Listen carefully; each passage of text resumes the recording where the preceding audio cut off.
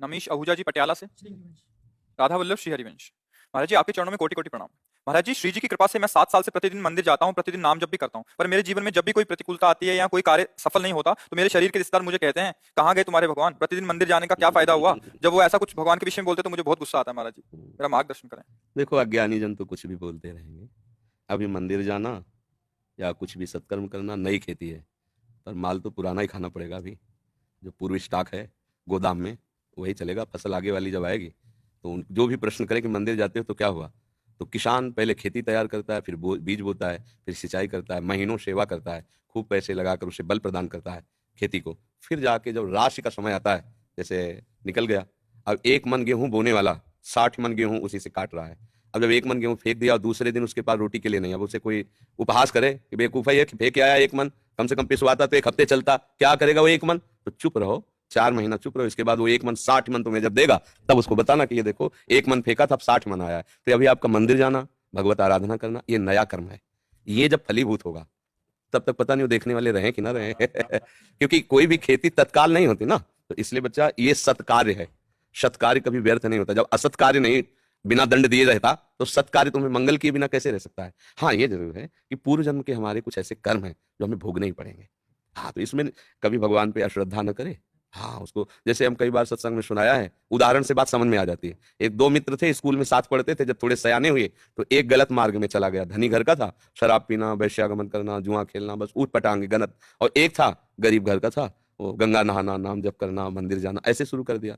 अब जो जिस मार्ग में चलता है उसमें उसकी और बढ़ोतरी होती, वो और गंदा, ये और भगत। तो इसने ब्याह भी नहीं किया, नाम जप, और वो तो मतलब जितनी गंदगी। एक दिन दोनों मित्रों की मिलान हो रही थी, वो उधर से आ रहा था और ये इधर गंगा नहा के नाम जप करते हुए जा रहे थे। तो ये देखा मित्र से इतना बड़ा खजूर, खजूर काटा होता ना, इतना बड़ा काटा पार कर गया। वो भगवान का नाम लेते हुए बैठ गए और वो लांग बूट पहने हुए नशे में एकदम। बोले देख लिया तेरे भगवान ने क्या किया, पूरा जीवन हो गया ना गंगा नहाते, अब क्या देख देख मेरे पास वैभव, क्या कमी है। लोग जहां जाते हैं 4 लोग आओ आओ बैठते हैं, मौज मस्ती, कहते थे हमारे साथ रहे, मौज मस्ती में रहेगा। और इतना कह के तो चला गया। 4 कदम बढ़ने पर उसको एक अटैची मिली जिसमें हीरे थे। लौट के फिर आए, बोले देख रहे तेरे कांटा लगाओ मेरे। अब तो उसका विश्वास नष्ट हो गया कि यार मतलब वास्तविक कुछ नहीं है ये सब, गंगा नहाना है सब, चला गया। इतने में जब किसी का विश्वास टूटता है तो भगवान उसको, जैसे आपको यहाँ भेज दिया, या भगवान स्वयं समझा देंगे, क्योंकि विश्वास भगवान पे किया ना तो वही समझा।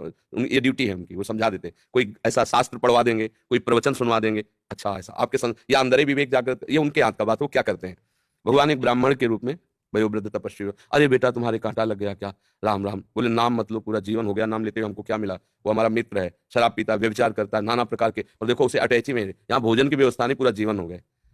बोले पहले कांटा निकाल लेने दो। भगवान थे, सर से कोई पीड़ा नहीं।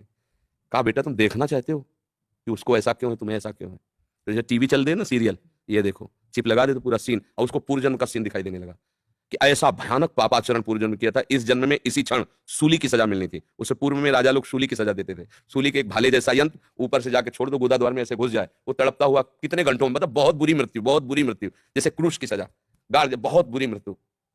वो तुम्हारे इस भजन के प्रभाव से सारे पाप नष्ट हो गए, एक खजूर के कांटे में निकल गया। अब तुम्हारे पाप नष्ट हो गए, अब ये पुण्य और पीछे का पुण्य दोनों मिल रहे हैं। आगे चलकर तुम्हारी ऐसी उन्नति होगी जो सदा सदा के लिए सुख प्रदान करेगी। और इसका पूर्व जन्म का इतना पुण्य था कि इस समय इस प्रांत का ये राजा होता, पर इसने व्यभिचार करके पाप करके सारे पुण्य नष्ट कर दिए।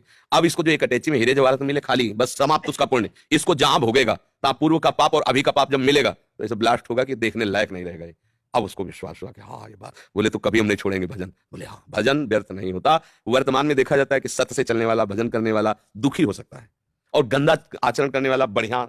पर ध्यान रखना, वो बढ़िया तब तक है जब उसका पूर्व का पुण्य चल रहा है। जहां वो खत्म हुआ फिर देख लेना क्या बढ़िया है। रावण की खोपड़ी को जब बंदर लात मारते थे ना, कटी हुई खोपड़ी, तो मंदोदरी रो के कह रही थी राम विमुखस हाल तुम्हारा और रहा न कोकुल रोवन। एक समय था कि जब चलता था रावण तो पृथ्वी कांपती थी, दिग्गज चिकारते थे। वही भगवान के विमुख जब हुआ तो लात मारते थे खोपड़ी में, फुटबॉल की तरह रावण की खोपड़ियां। हाँ, राम विमुखस हाल। तो हम लोग क्या वर्तमान को देख करके अंजान लगा लेते हैं गलत है या सही।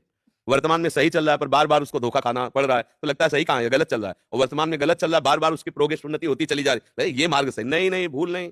सत मार्ग कभी गलत नहीं हो सकता और गलत मार्ग कभी सत्य नहीं हो सकता, और सत्य की कभी पराजय नहीं है। थोड़े दिन देखो पांडवों को वनवास हुआ, लेकिन हस्तिनापुर का चक्रवर्ती सम्राट का अभिषेक महाराज युधिष्ठिर को ही हुआ, काट के फेंक देंगे पूरा परिवार कौरवों का, है ना।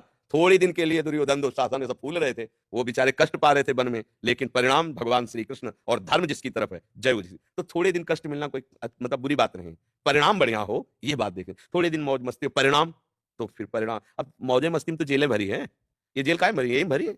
बुद्धि भ्रष्ट हो गई, गलती कर दी, आजीवन सजा, आजीवन कारावास। भैया कभी अपने विश्वास को विचलित मत होने देना, है ना?